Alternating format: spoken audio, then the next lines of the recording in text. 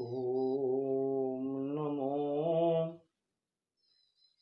भगवते रामचंद्राय।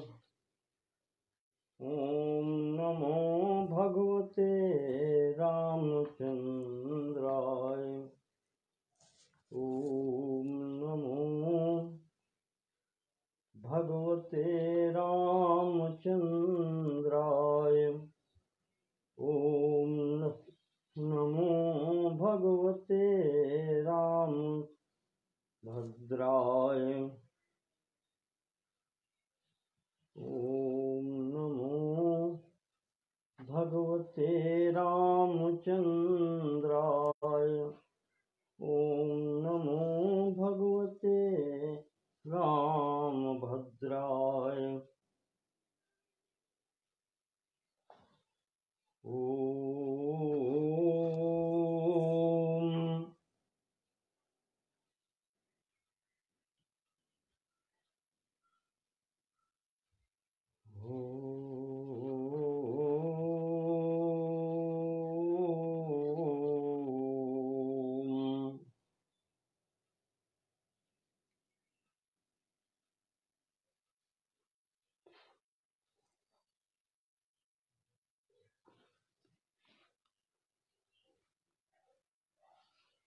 राम अनंत अनंत गुण।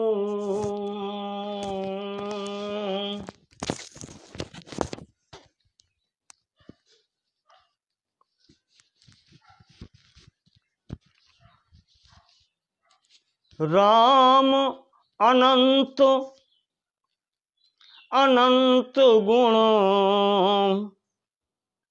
अमित कथा विस्तार। सुनिया चरज न मानी है,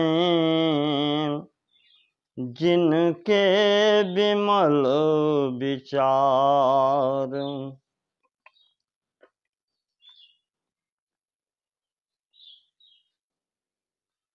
सुनि आचरज न मानी है, जिनके विमल विचार।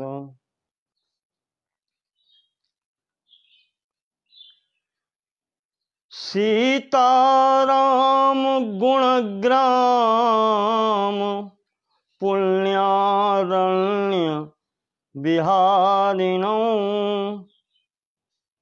वंदे विशुद्ध विज्ञानौ, कवीश्वर कपीश्वरौ। कूजन्तं राम रामेति, मधुरं मधुराक्षरम्। आरुह्य कविता शाखां, वंदे वाल्मीकि कोकिलम्।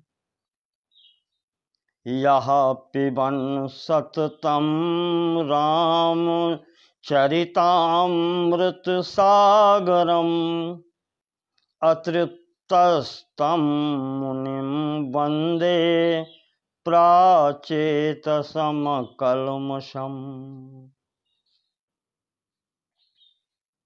आज महर्षि वाल्मीकि की जयंती है।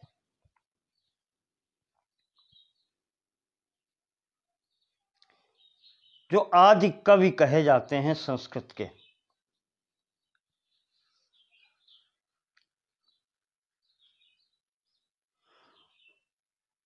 और उनका आदि काव्य रामायण है।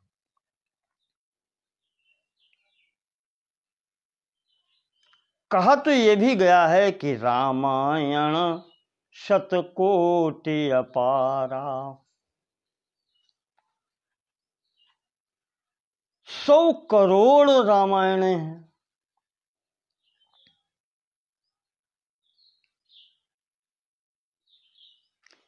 विभिन्न लोकों में अलग अलग रामायण प्रचलित हैं। जिनमें अनेकानेक विभिन्न प्रकार के रामचरित्र भी हैं।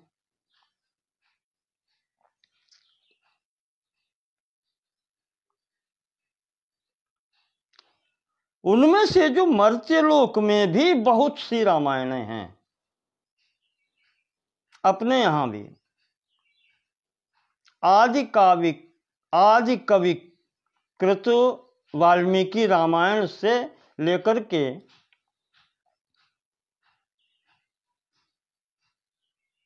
भारत में ही कंबन रामायण दक्षिण में, कृत्तिवास रामायण,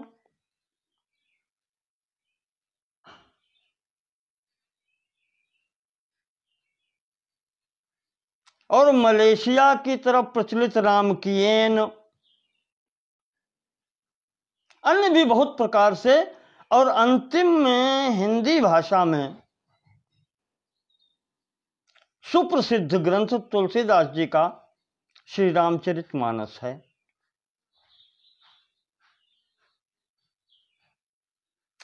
पौराणिक साहित्य में कोई भी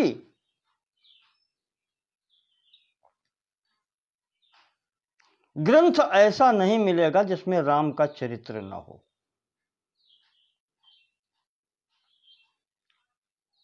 ऐसा हो सकता है कि कहीं कृष्ण का चरित्र आपको न मिले, पर राम का चरित्र अवश्य मिलेगा।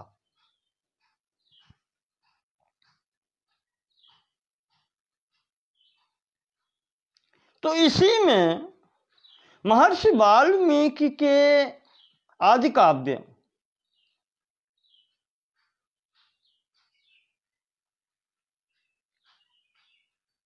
रामायण में तो कोई संदेह ही नहीं है,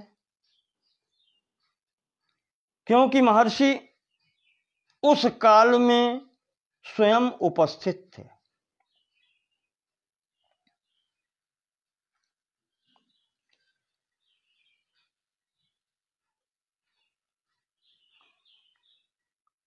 यहां एक पुस्तक मेरे हाथ लगी है, अद्भुत रामायण। संस्कृत में इसमें 27 सर्ग हैं।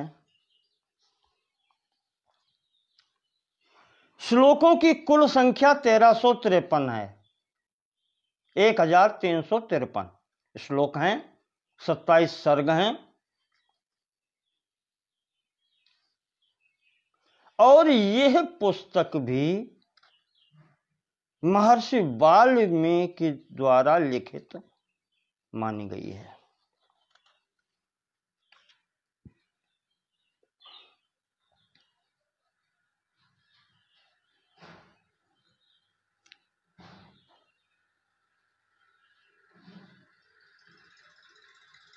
कहा गया है कि जो महर्षि वाल्मीकि ने रामायण लिखी है,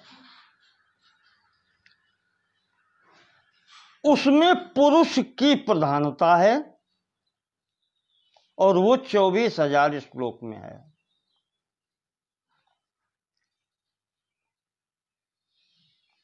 ठीक उसी प्रकार से इस अद्भुत रामायण में प्रकृति या शक्ति, या जिन्हें सीता नाम दिया गया है, सीता नाम दिया गया है, उनकी प्रधानता है।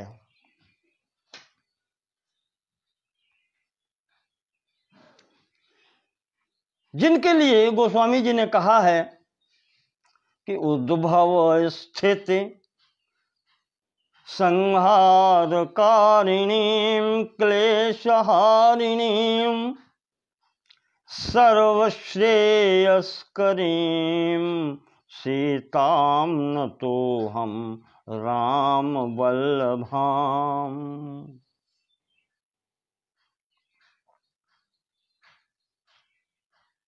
राम वल्लभाम सीताम,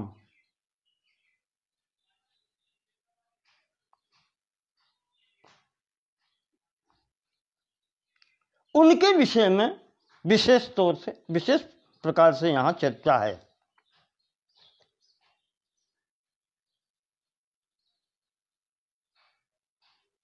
वस्तुतः विचार करें तो शिव और शक्ति एक ही हैं, वैसे ही राम और सीता एक ही हैं। वेद व्यास जी द्वारा रचित अध्यात्म रामायण के प्रथम अध्याय में ही ये स्पष्ट कर दिया गया है। राम हृदय स्तोत्र में ही सीता जी ने हनुमान जी को जो उपदेश किया है, वहां पर उन्होंने ही स्पष्ट कर दिया है कि सीता और राम में कोई अंतर नहीं है।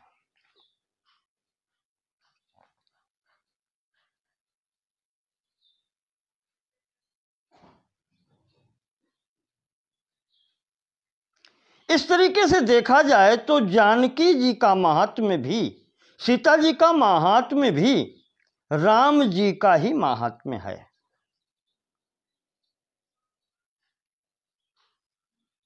और इस पुस्तक में, इस ग्रंथ में भगवान राम की ब्रह्म रूप से और जानकी जी की शक्ति रूप से अभ्यर्चना की गई है।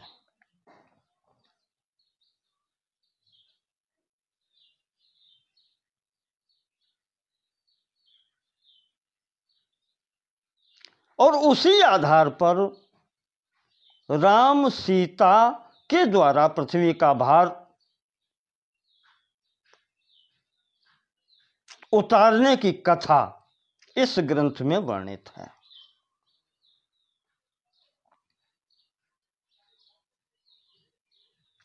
तो आज मैंने विचार किया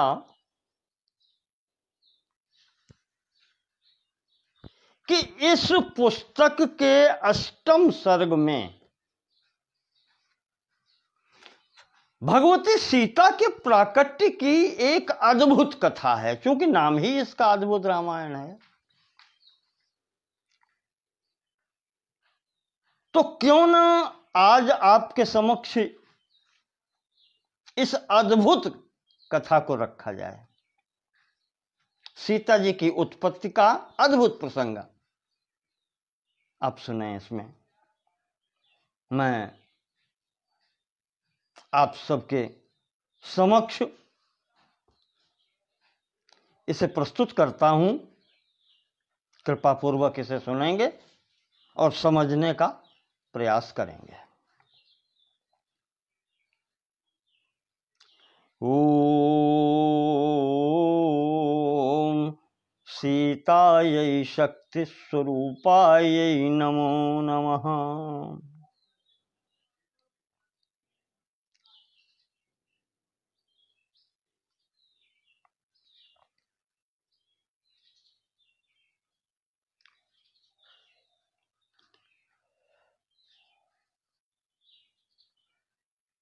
घटना उस समय की है जब रावण ने तपस्या की थी। दशास्यो रावणो नाम तपस्तप्तुम मनो दधे। त्रैलोक्यस्याधिपत्याय अजरामरणाय च।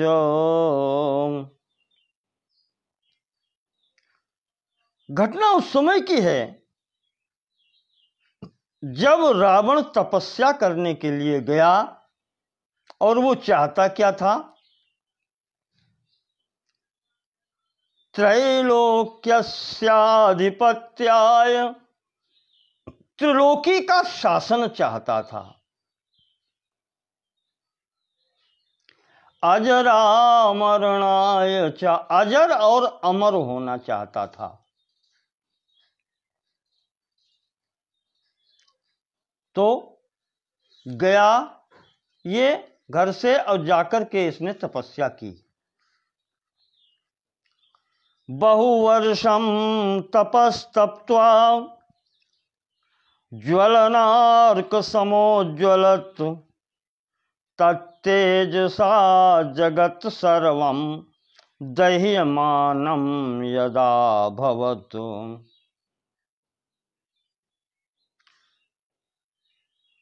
बहुत वर्षों तक इसने जब तपस्या की, बहुत वर्षों तक इसने तपस्या की, और ये स्थिति बनी कि यह बिल्कुल जैसे सूर्य के समान तपने लगा। उसके तेज से संपूर्ण जगत, संपूर्ण संसार जलने लगा। तमोवाच तदा ब्रह्मा समागत्य सुरैर्वृतः। तब उसके सामने ब्रह्मा जी उपस्थित हुए देवताओं के सहित, आकर के उससे कहने लगे कि पौलस्त्य विरमाद्य त्वं तपसो मम वाक्यतः तपसोग्रेण महता लोका भस्मीकृता इव। हे पौलस्त्य, पुलस्त्य कुलोद्भूत दशानन, अद्य विरमत्वम, अब रुक जाओ, ठहर जाओ।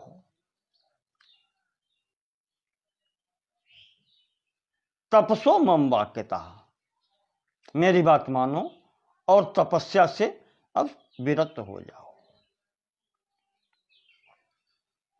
क्योंकि तुम्हारी तपस्या से ये संपूर्ण लोक भस्मीभूत हो रहा है।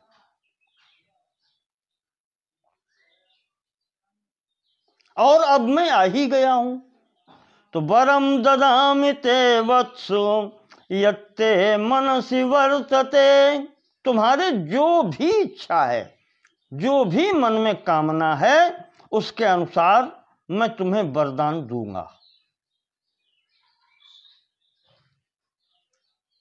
इसलिए अब तुम मान जाओ। तपोधन लभस्वाद्य वरदान मत ईप्सितम, और तुम मुझसे अपना ईप्सित, अपने जो तुम्हारे मन में हो वो वरदान मांगो, जो तुम्हारी इच्छा हो।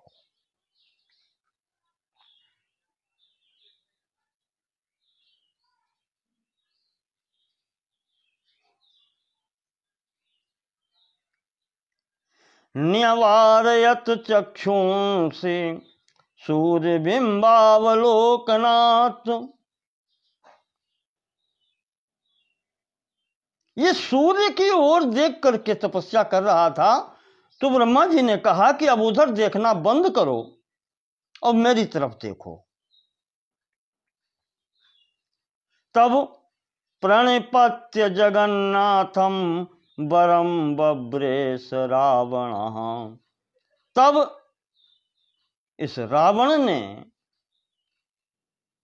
विराम लेकर के भगवान जगन्नाथ ब्रह्मा जी की तरफ देख करके, प्रणाम करके, वरम बब्रेव च रावण, रावण ने वरदान मांगा। क्या मांगा? देहि सर्वामरत्वं में वरदोषि यदि प्रभु।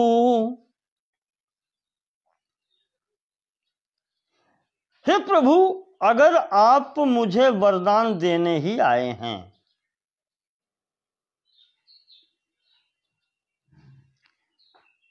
तो मुझे आप अमरता का वरदान दे दीजिए।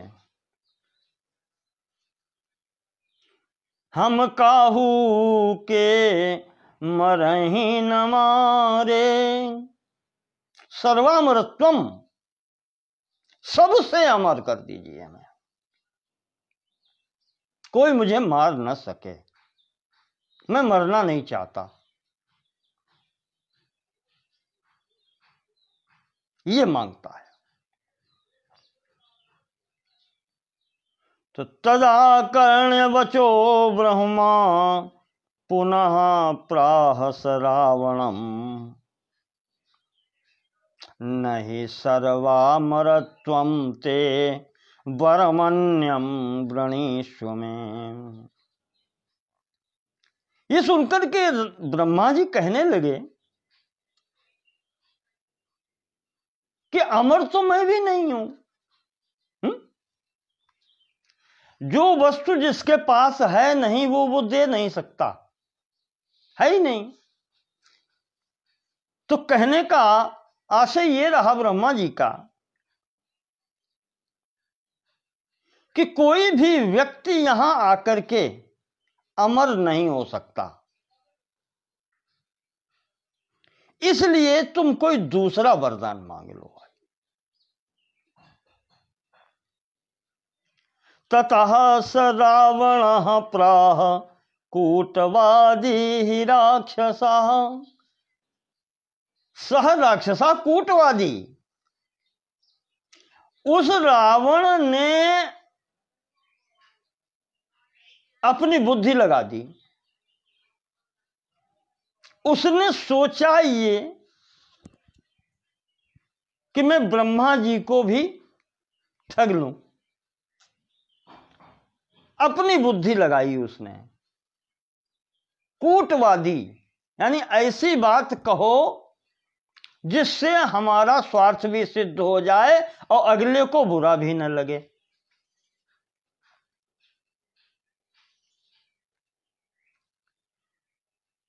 तो इस प्रकार से अपने योग्यता को प्रयोग करते हुए रावण मांगने लगा। क्या मांगता है? न सुरा यक्षा पिशाचो रघुराक्षसा विद्याधरा किन्नरा वा तथैवाप्सरसां गणाः न हन्युर्मां कथं चित्ते देहि मे वरमुत्तमम्। कहा तो पहला वरदान तो आप मुझे ये दें कि न तो देवता, न असुर, न यक्ष, न पिशाच, न नाग उरग यानी नाग, न राक्षस, न विद्याधर, न किन्नर और न अप्सराएं मुझे मार सकें। कोई भी इनमें से मुझे न मार सके।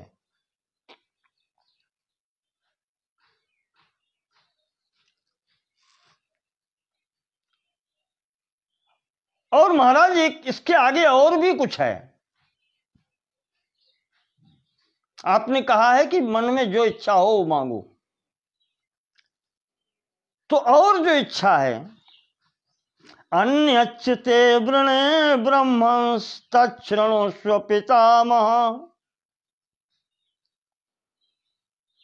और वो एक विशेष कहना चाहिए कि बात सामने रख करके मांग प्रस्तुत करता है। क्या बात रखता है कि आत्मनो दुहिता मोहाद अत्यर्थम प्रार्थिता भवेत। बहुत बड़ी बात कहता है, जो संसार में कोई सोच नहीं सकता वो शर्त रखता है ब्रह्मा जी के सामने, और उस शर्त के आधार पर अपनी मौत मांगता है। वो कहता है कि ब्रह्मा जी ने जैसा कहा है कि यहां कोई अजर अमर नहीं हो सकता, मरना सबको पड़ेगा। तो वो एक शर्त रखता है कि अगर मेरी बुद्धि ऐसी खराब हो जाए तो मेरी मृत्यु हो। देखें आप, असंभव वस्तु रखता है वो सामने। आत्मनो दुहिता मोहाद अत्यर्थम प्रार्थिता भवेत। जिस दिन मेरी बुद्धि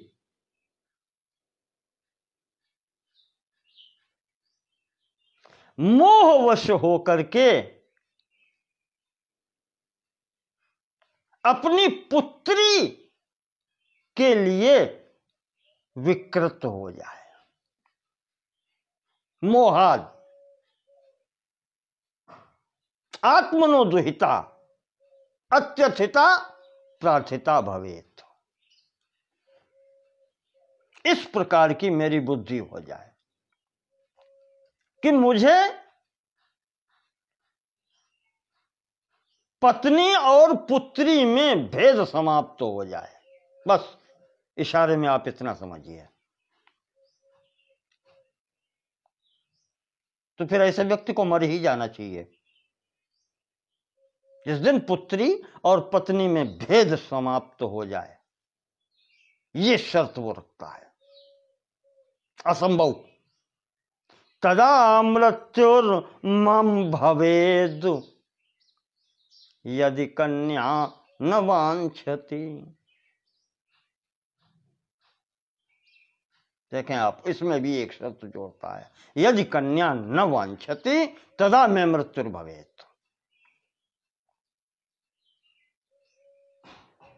तब मेरी मृत्यु हो। यानी ऐसी बुद्धि हो जाए तब मेरी मृत्यु हो, जब पत्नी और पुत्री के प्रति भाव में अंतर न रहे, यानी बुद्धि बिल्कुल भ्रष्ट हो जाए, तो मेरी मृत्यु हो जाए।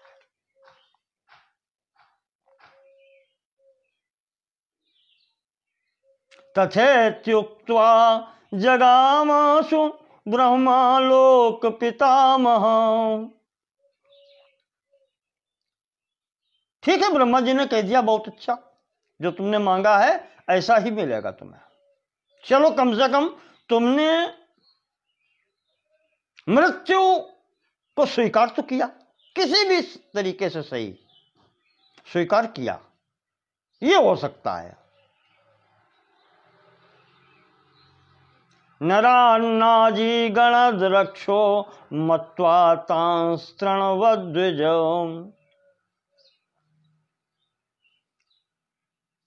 इस पूरे क्रम में उसने मनुष्यों की कहीं गिनती नहीं की।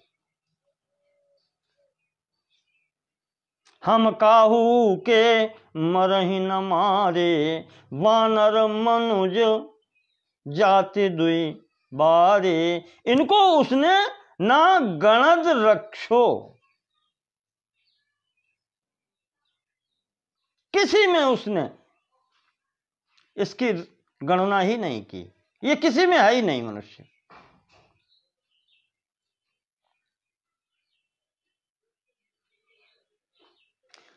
तो ब्रह्मदत्त वरो राजा रावणो वरदर्पिता त्रैलोक्य जय सर्वस्वम प्राप्तवान बाहुवीर्यतः।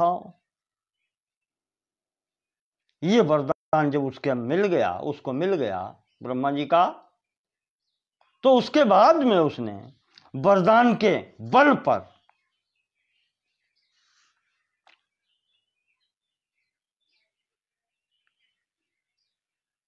तीनों लोकों पर उसने विजय पाई।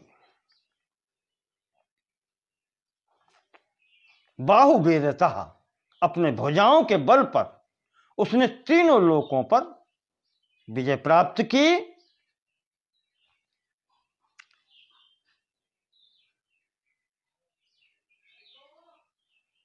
तो रावण आवत सुनेउ सकोहा देवन तजे में देवन तके मेरुगिरि खोहा।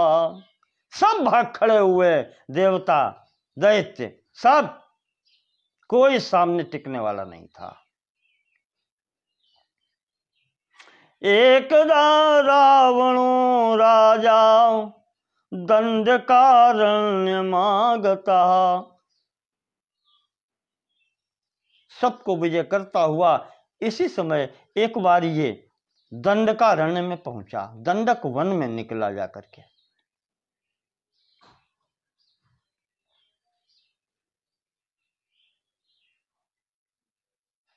तदर्शीन् अग्निकल्पांश्च दृष्ट्वा मनस्य चिंतयतु।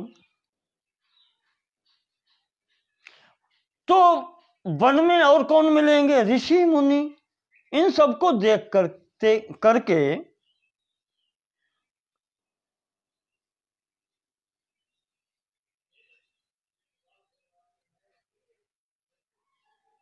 अग्निकल्पांश ऋषिन,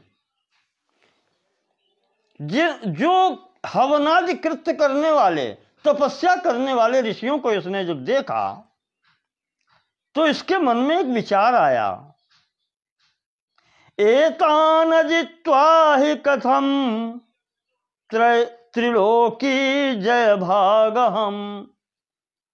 विचार करता है कि अगर इनको मैंने छोड़ दिया तो फिर त्रिलोक की विजय कैसी, कोई छूट गया अगर तो फिर त्रिलोक की विजय कैसी।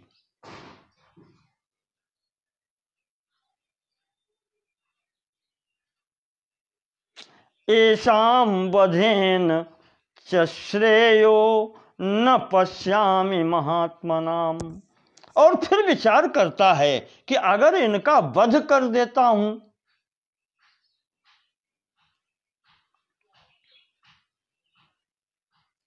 तो भी अच्छी बात नहीं है, संसार कहेगा कि बुरा किया, श्रेय नहीं है, कल्याण नहीं होगा। तो फिर क्या करें।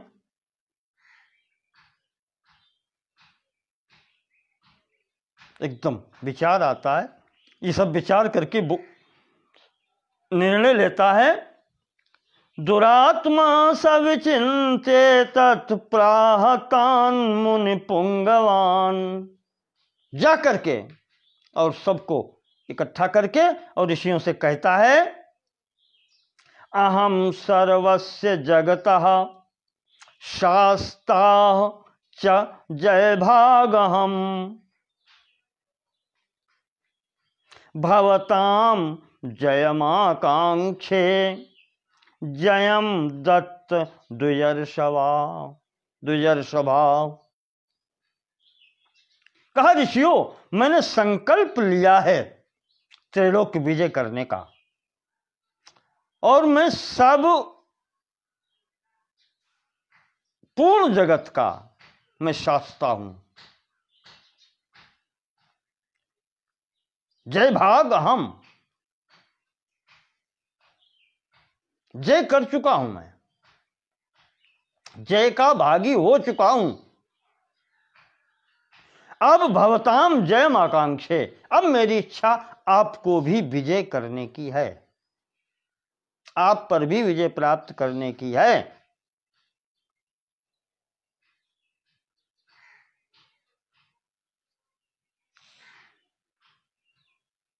तो अब आप भी मुझे विजय प्रमाण पत्र दें।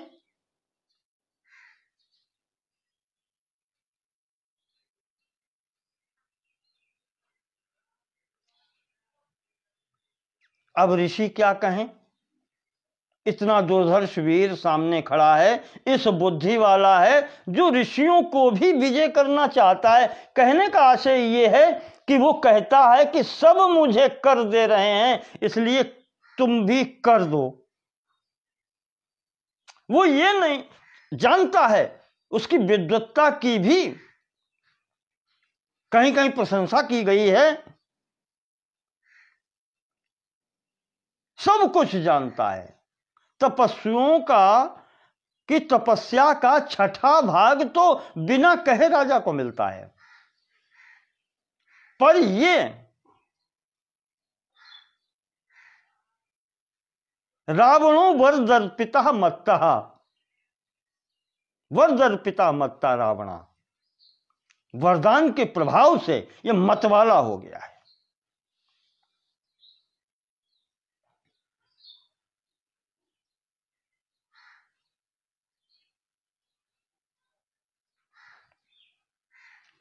इसलिए अब ये ऋषियों से ये कहता है कि तुम भी मुझे कर दो, टैक्स पेमेंट करना पड़ेगा। ऋषि कहते हैं मेरे पास महाराज अब है क्या, कुछ परिग्रह तो है नहीं, कल के लिए भी भोजन नहीं रखते, प्रतिदिन भोजन भी पराश्रित है, मिल जाए तो कर लिया, न मिल जाए तो हरी इच्छा।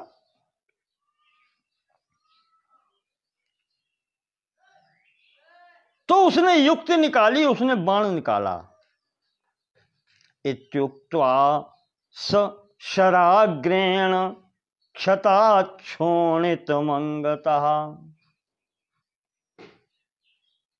बाण निकाल करके और ऋषियों के शरीर में छेद देता है। कहता है खून तो है, रक्त है, कुछ नहीं है तो रक्त दो। अब जान से नहीं मार रहा है, कहता है कि तुम्हारी मैं जान छोड़ रहा हूं, प्राण नहीं ले रहा हूं, इसलिए रक्त दो, भले ही थोड़ा थोड़ा दो।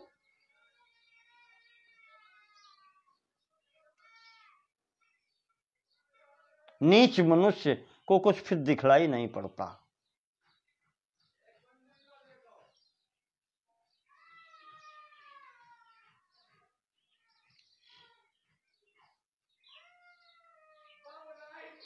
करप्शन जिसे कहते हैं, दुराचरण जिसे कहते हैं, वो शक्ति पाकर के फिर और बढ़ जाता है।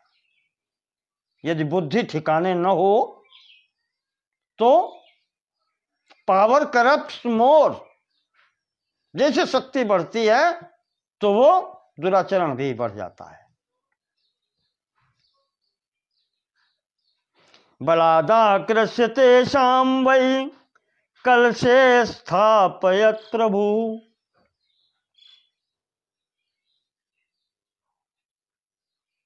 बलात् बलपूर्वक सबको इकट्ठा करके एक घड़े में वो रक्त लेता है।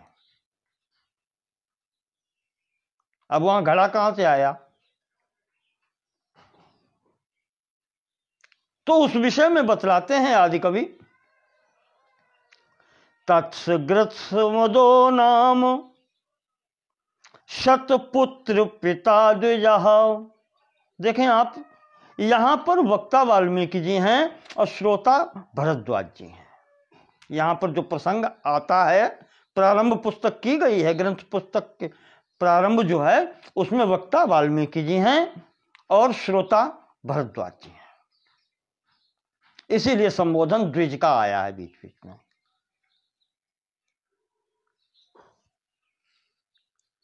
वाल्मीकि जी भरद्वाज जी को बतला रहे हैं कि वहां पर एक ऋषि थे जिनका नाम था ग्रत्समद। ग्रत्समद नाम के ऋषि उस दंडक वन में रहते थे। उनके 100 पुत्र थे। शतपुत्र पिता, 100 पुत्रों के पिता थे वो।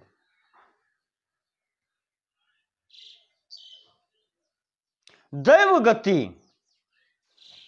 उनके मन में विचार आया,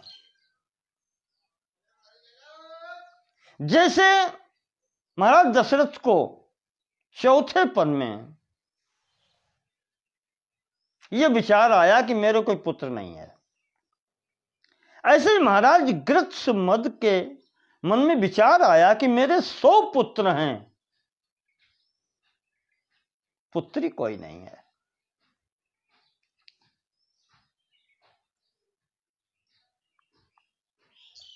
और पुत्री नहीं है,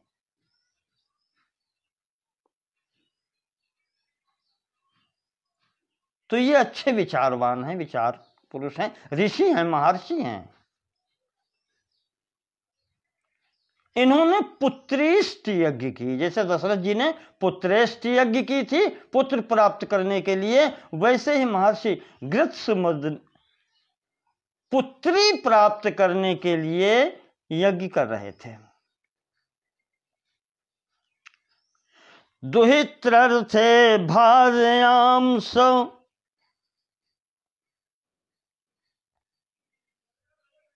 प्रार्थितो भगवान मुनि, भगवान की प्रार्थना कर रहे थे पुत्री प्राप्त करने के लिए पत्नी सहित, और संकल्प लिया था यज्ञ में कि लक्ष्मीर में दुहिता भूयात् इत्यसौ कलशे विभू। संकल्प लिया था महर्षि ने कि भगवती लक्ष्मी आप मेरी पुत्री के रूप में आए।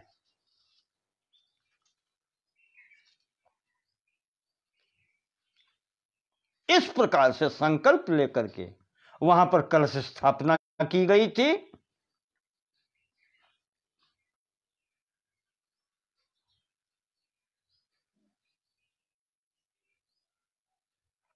दुग्धम चाहरहस्तत्र कुशाग्रेण समन्त्रितः स्थापयत्येष नियत तदहर्निर्ययो वनम। इस प्रकार से यज्ञ चल रही थी और उस कलश में दुग्ध स्थापित किया गया था। समंत्रितः कुशाग्रेण, कुशों के अग्रभाग से समंत्रित वो कलश स्थापन हुआ था, उसमें दुग्ध था, स्थापना की गई थी। और स्थापना करके जब अचानक ये आपत्ति आ गई कि राक्षसों ने वन घेर लिया रावण के साथ में, तो डर के मारे कह लें या जो भी कह लें, किसी भी निमित्त से महर्षि वहां से उठ करके चले गए। गृत्समद ऋषि वहां से उठ करके चले गए। तद्दिने दैव योगेन कलशे तत्र रावणः। वो कलश जो वहां स्थापित था, दैव योग से वही कलश रावण को मिल गया।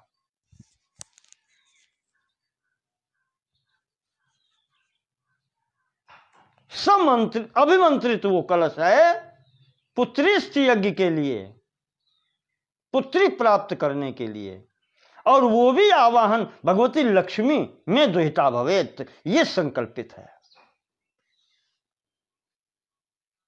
कलश स्थापित जो है, और वो कलश मुनि के न होने पर रावण के हाथ में पड़ गया।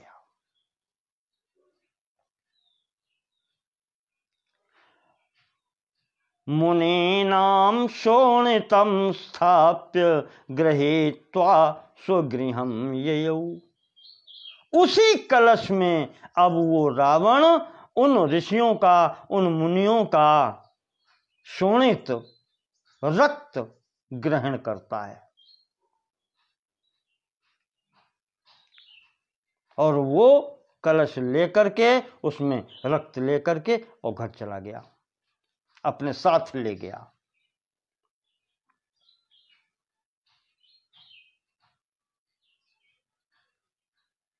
कितना होगा? नाम मात्र को जो भी हो, क्या कोई भरा इतना बड़ा कलश नहीं, कलश जैसे होते हैं कलश होता है, और कितना क्या भर लिया होगा, क्या भर लिया होगा ऋषियों मुनियों में, क्या है रक्त, लेकिन एक निमित्त बनता है, ले लिया, लेके घर चला गया। घर जाकर लंका पहुंचता है, भार्या मंदोदरीं प्राह कलशम रक्ष सुंदरी। जाकर के मंदोदरी के हाथ में उसने वो रक्त कलश पकड़ा दिया और कहा, मंदोदरी इसकी रक्षा करना।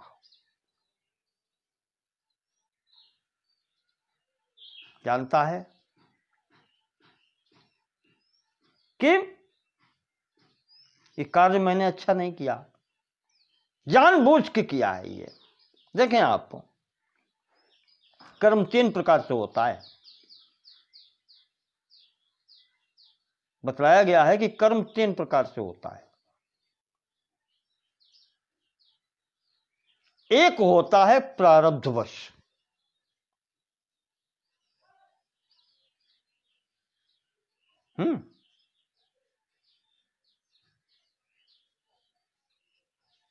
दूसरा होता है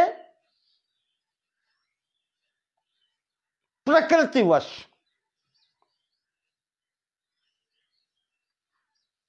और तीसरा होता है प्रेरणावश। 3 प्रकार से कर्म होता है और तीनों कर्म बांधने वाले हैं।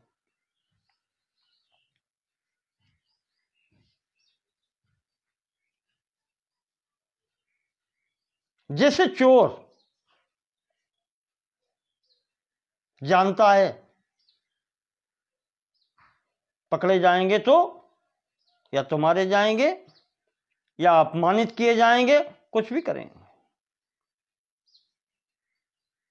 एक जगह बहुत अच्छे उदाहरण दिया है स्वामी विद्यानंद स्वामी ने अपनी पंचदशी में कहा। उसमें तो उन्होंने कहा, राजदार रता अपि, राजा की पत्नी से प्रेम करने वाला वो भी जानता है पकड़े जाएंगे तो सर कटेगा, पर करता है। इच्छन्त आरब्ध कर्मतः, ये प्रारब्ध के कारण।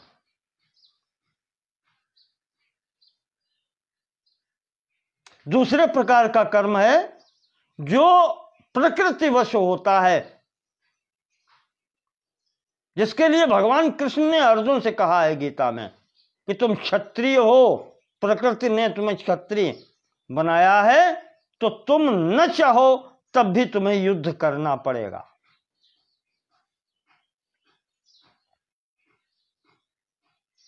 और तीसरे प्रकार का कर्म होता है प्रेरणावश। कोई कहता है ऐसा कर दो, प्रभावशाली व्यक्ति है और अगला करता है। इसमें न तो प्रारब्ध है न प्रकृति है, ये एक कहना चाहिए कि पर दाक्षिण्य, दूसरे की खुशी के लिए कर्म करता है, दूसरे को प्रसन्न करने के लिए।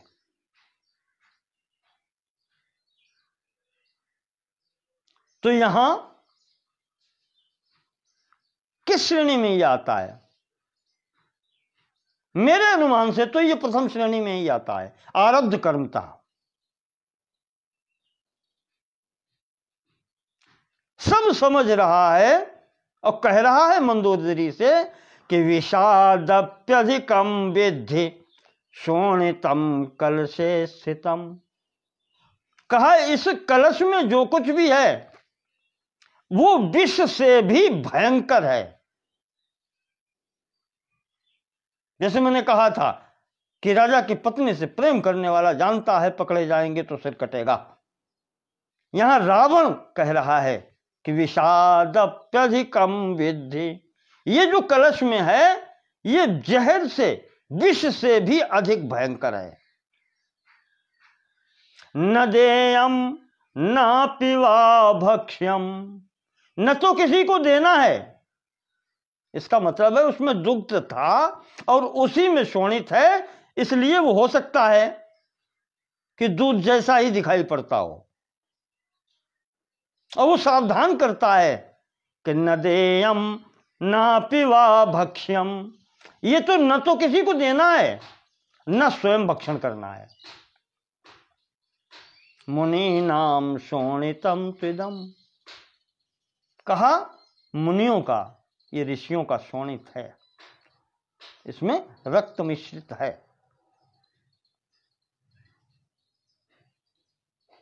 कहा इसकी रक्षा करो और इसे सुरक्षित रख दो कहीं। यानी अपनी मौत लेकर के आया है आज ये, जब वो जानता है इससे भी भयंकर है, तो क्यों घर में लेकर के आया। यही प्रारब्ध है। त्रैलोक्य जय लाभेन रावणो लोक रावण।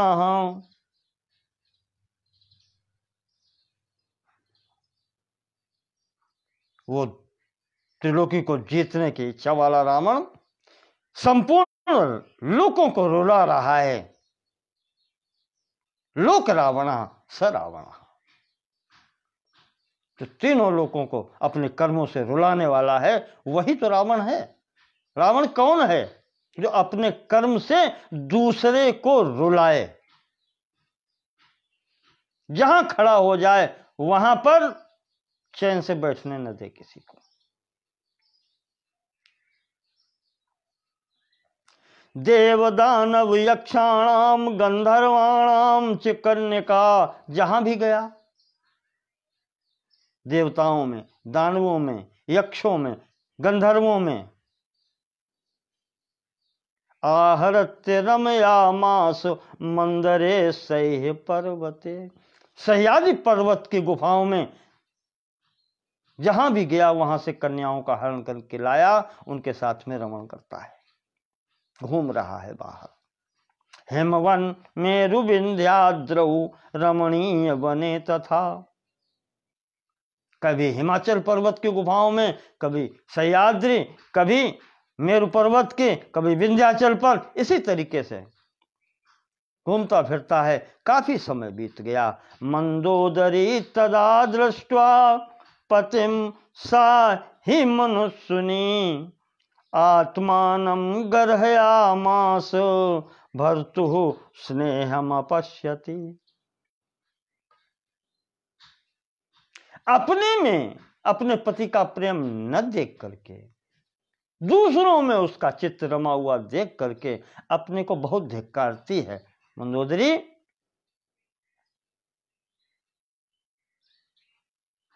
कि धिग्जीवितम हि नारीणाम यौवनम कुलमेव च, ऐसी स्त्रियों को धिक्कार है, उनकी अवस्था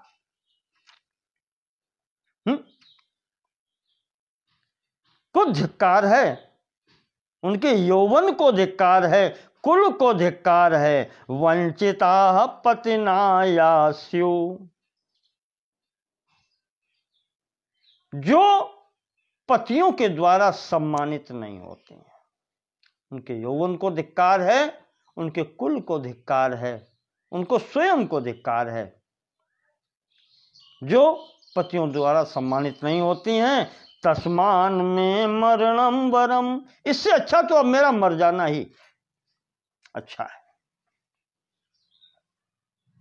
जब मेरा पति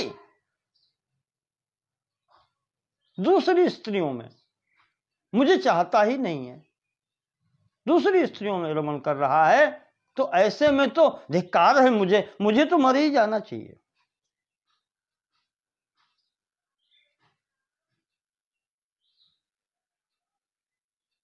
ये मन में विचार करती है कि मेरा मरना ही श्रेष्ठ है।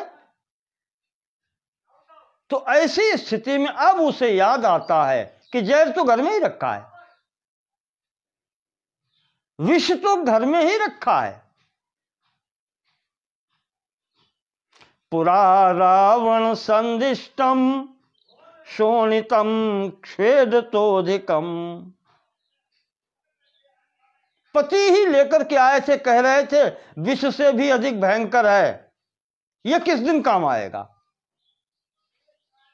पपौ मरणमाकांक्ष पतिना वंचिता सती, इस प्रकार पति के द्वारा वंचित, अपमानित उस सती पत्नी ने वो जहर के समान कलश में जो रखा था वो उठा के पी लिया। काम मरना ही श्रेय है, उसने जहर समझ के, विष समझ के उसको पी लिया। अब पी तो लिया, पर था क्या? दैव देखिए, प्रारब्ध देखिए। वो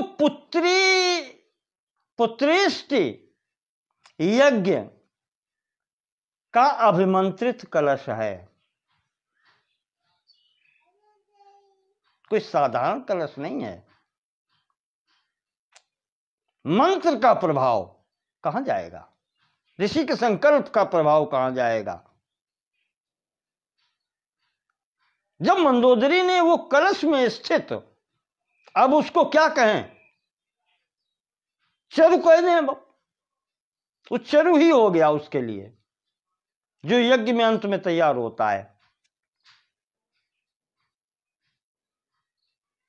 आज यजमान पत्नी मंदोदरी हो गई, उसने भक्षण कर लिया। परिणाम क्या हुआ, सद्यो रावण कांताया गर्भो ज्वलन सन्निभा। उस रावण कांता के शरीर में सद्य तुरंत ही गर्भ के लक्षण प्रकट होने लगे।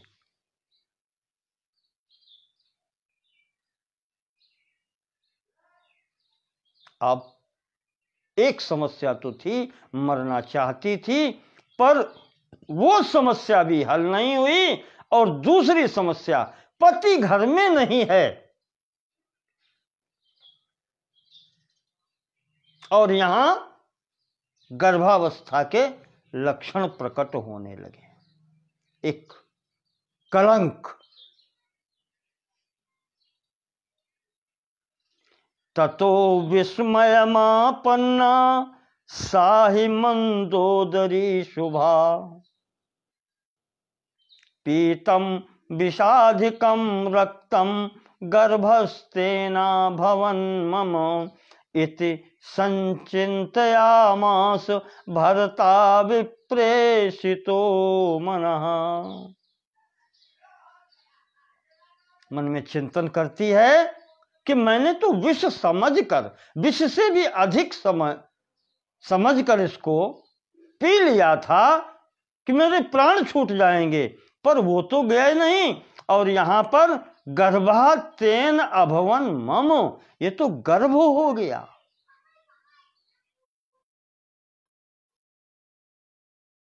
यामास,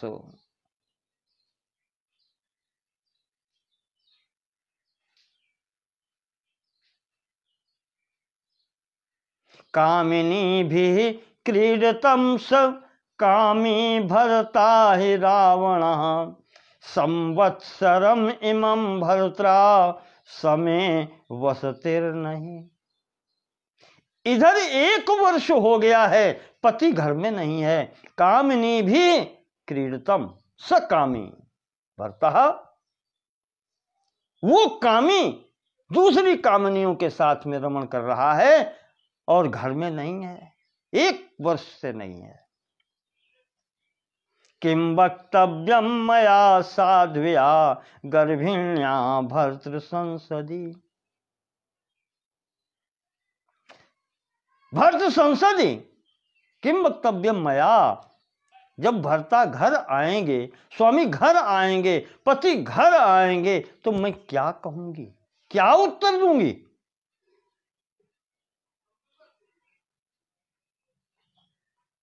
चिंतया दग्ध गात्रीव तीर्थ सेवन छद्मना। अब ये विचार करती है, और विचार करके सोचा उसने ये कि घर से निकल चलो, और तीर्थ यात्रा के बहाने से वो वहां से विमान वरम आरुह्य कुरुक्षेत्रम जगामुसा। एक अच्छे से विमान पर बैठ करके कुरुक्षेत्र की तरफ निकल गई।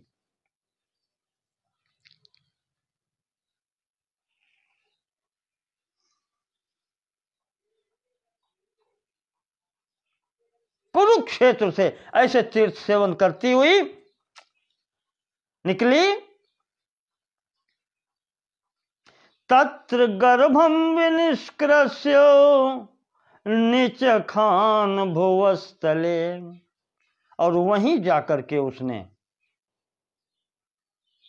वो गर्भ निकाल करके और पृथ्वी में पिटारी में बंद करके गाड़ दिया, भुवस्तले रख दिया। स्नात्वा सरस्वती तो ये पुनरागात स्वमालयम। और वहां से घूमती हुई सरस्वती नदी में स्नान करके और पुनः अपने घर पर आ गई।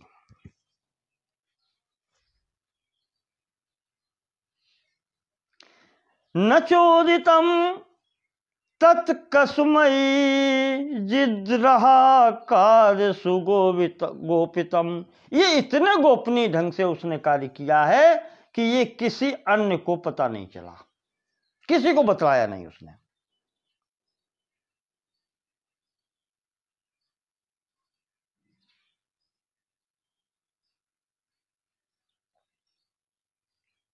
इतना कार्य ये करके चली आई घर पर, इतना गोपनीय रखा कि किसी ने जाना नहीं। कालेन कियता ब्रह्मन। समय बीत गया, कितना समय बीत गया, काफी समय बीत गया। कालेन कियता ब्रह्मन जनकर शिर महात्मना। महात्मा जनक ने एक बार कुरुक्षेत्रम समासाद्य जांगले यज्ञमावहन। महात्मा जनक ने एक बार यहां कुरुक्षेत्र में आकर के, ये धर्म क्षेत्र कहा जाता है, कुरुक्षेत्र धर्म क्षेत्र भी है। यहां पर अगर युद्ध हुए हैं तो यज्ञ भी बहुत हुई हैं। यहां पर जो विवरण दे रहे हैं महर्षि वाल्मीकि भरद्वाज जी को, कहते हैं कि महर्षि कहना चाहिए कि महात्मा जनक ने भी आकर के यहीं यज्ञ की थी।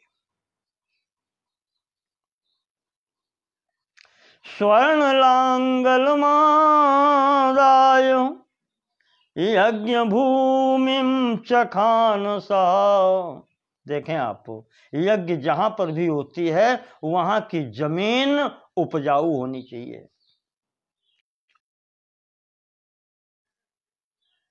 ऐसी जगहें यज्ञ नहीं होती हैं, इसीलिए यहां पर भूमि ज्योति खोदी जाती है, ज्योत के और बराबर करके तब यज्ञ होती है। महात्मा जनक ने लोहे को स्वर्ण लांगल मादाय, स्वर्ण लांगलम सोने का हल बना करके, राजर्षि हैं, कहते हैं एक बार उन्होंने यहां पर आकर के यज्ञ की तो यहां पर सोने का हल जो उन्होंने चलाया है उस यज्ञ भूमि को खोदा वहां पर, तो स्वर्ण लांगल सीतांत, जो हल के आगे भाग में नोक जो होती है, चाहे वो लोहे की होती है या सोने का है तो सोने की होगी, उसको सीता बोलते हैं या सी बोलते हैं।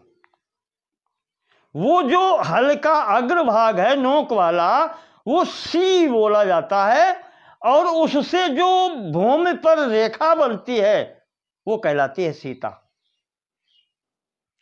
तो सीतांते, उस के अग्रभाग में स्वर्ण लांगल सीतांतः कन्यका प्रोत्थिता भवत। वो पेटिका में बंद, जब पेटी खोली गई तो बालिका उसमें से मिलती है। यह महर्षि के मंत्र का प्रताप है। लक्ष्मीर में दुहिता दुहिता भवतु।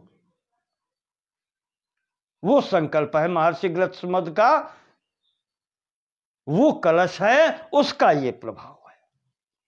कन्या रूप में भगवती आ गई। पुष्प वृष्टिश्च महती पपात कन्यकोपरि। जैसे ही ये कन्या प्राप्त होती है, चारों तरफ से पुष्प वृष्टि होती है। तदृष्ट्वा महदाश्चर्यम राजा विस्मय मांगता। ये कन्या जैसे ही प्राप्त होती है, महाराज जनक बहुत आश्चर्यचकित हो जाते हैं।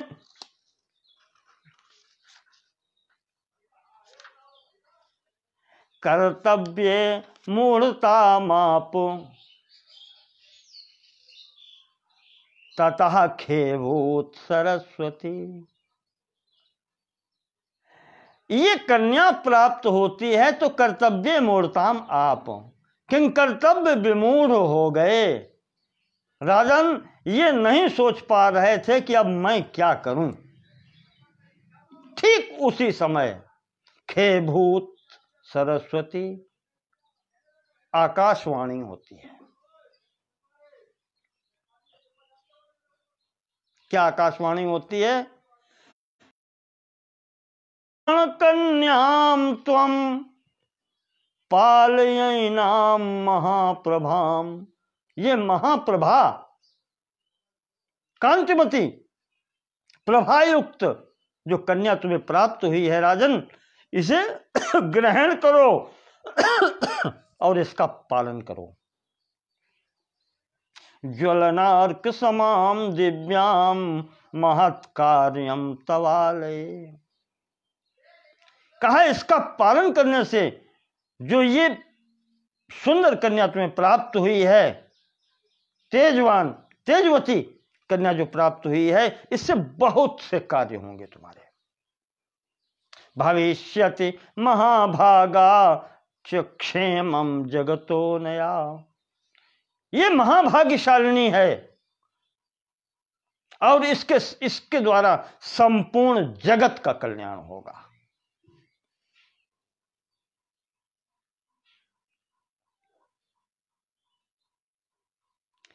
यज्ञ संपादताम राजन।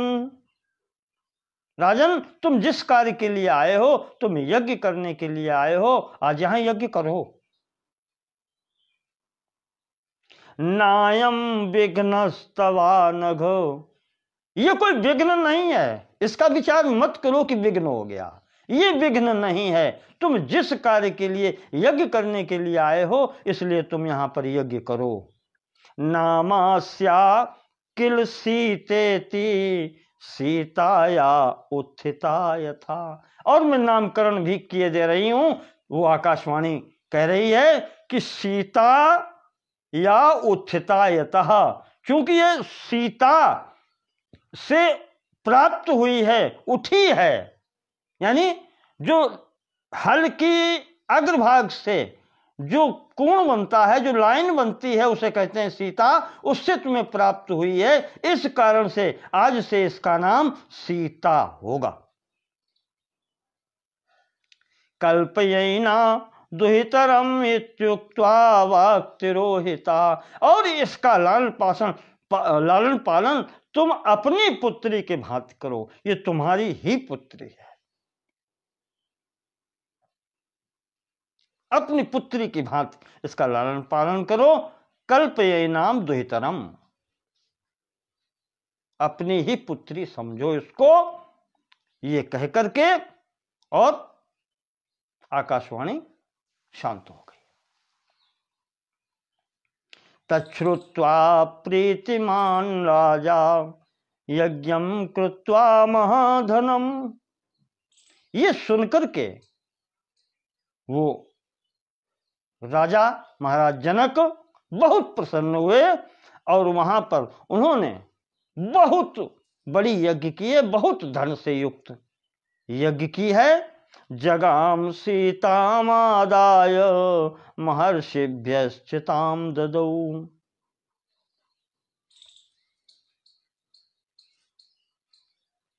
बहुत से महर्षियों के ऋषियों को वहां पर दान किया है अच्छे प्रकार से, और दान करके सीता पुत्री को अपने साथ लेकर के अपने घर पर चले आए।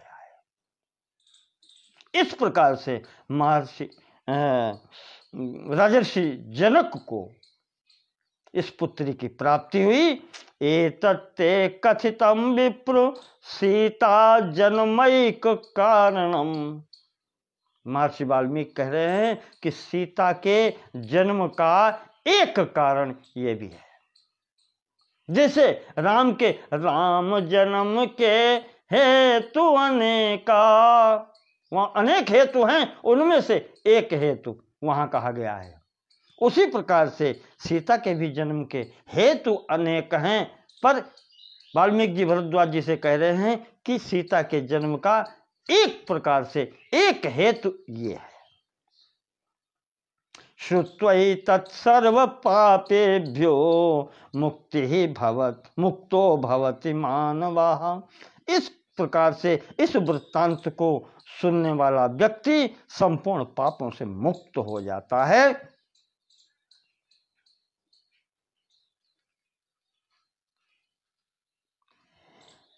जनक दुहित्र जन्म श्रावयित्वा तु श्रुत्वा न पुनरिह जन्म प्राप्नुयात् पुण्यवांश्चो। इस जनक की कन्या की उत्पत्ति सुनाने वाला भी पुनर्जन्म का भागी नहीं होता। उसका यानी कहें उसकी मुक्ति, उसको भी मुक्ति प्राप्त होती है। जो सुनता है उसको भी और जो सुनाता है उसको भी मुक्ति प्राप्त होती है। दशरथ सुत कांता तस्य गेहम कदाचिद विसृजति नहीं सर्वैः पातकैर् मुच्यते चो। और ये दशरथ के पुत्र की कांता जो है, भगवान राम की पत्नी या कहें भगवती लक्ष्मी, उसके घर को कभी भी नहीं त्याग करती और सर्वैर पातकैर मुच्यते च, और उसके संपूर्ण पापों का अंत कर देती हैं। इस प्रकार से अष्टम सर्ग में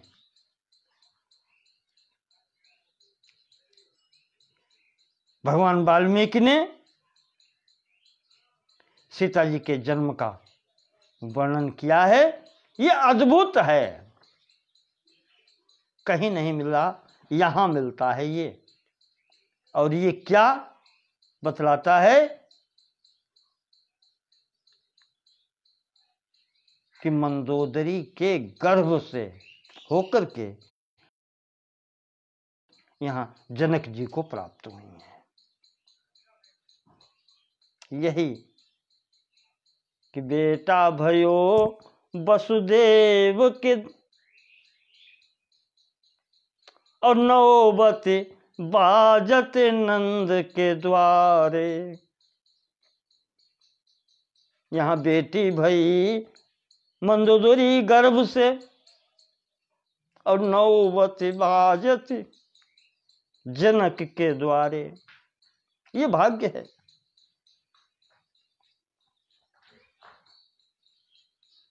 किम अधिकम, क्या कहें अधिक। भगवान तेरी लीला तू ही जाने। भगवती महामाया कौन पार पा सकता है आपका। तो हम भी आपको ये नया प्रसंग सुना करके अपने को कृतार्थ मानते हुए यहाँ पर विराम देते हैं। देव्यै भगवत्यै नमो नमः।